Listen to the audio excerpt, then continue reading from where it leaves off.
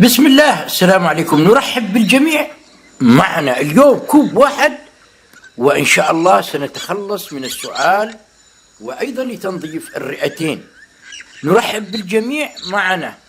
اليوم نتعلم صنع شراب منزلي سهل للسعال ولتنظيف القصبات الهوائية.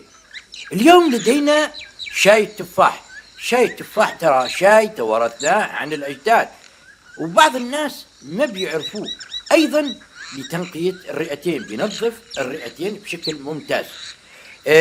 هذا الشراب الطبيعي الرائع يوقف السعال والأعراض المترافقة معه. بينظف يا جماعة ترى الشعب الهوائية بشكل ممتاز جدا جدا، وبيخفف من أعراض التهاب الشعب الهوائية.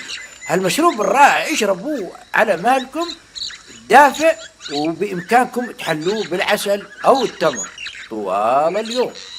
أيضا المكونات كلها سهلة وبسيطة وواضحة. هالشاي هذا طال عمركم يقوي المناعة جدا، زائد بأنه بيطهر وبينظف الرئتين وبيعالج الفيروسات وبيكافحها. هالمشروب هذا مفيد جدا وطبيعي، بيخلصنا من نزلات البرد والزكام كمان. خليكم معنا حتى نهاية الفيديو قصير، ما راح نطول عليكم، والشرح خطوة بخطوة. انتم بتعرفوا اننا دائما عندنا سعال ودائما عندنا ضيق بالتنفس.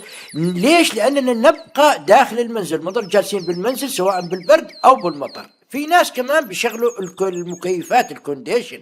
التكييف هذا بضر جدا بالرئتين. الجلوس فترة طويلة داخل البيت بدون ما نخرج بيضاعف البكتيريا والفيروسات وبخلي الجهاز التنفسي مش كويس.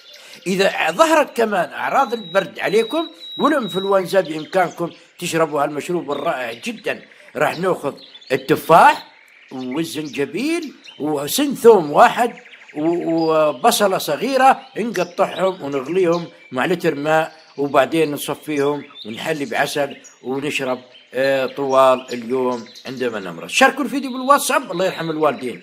أرجوكم القناة قناتكم، بتمنى انكم تتعاونوا معي بكتابة تعليقات جميلة مفيدة جدا.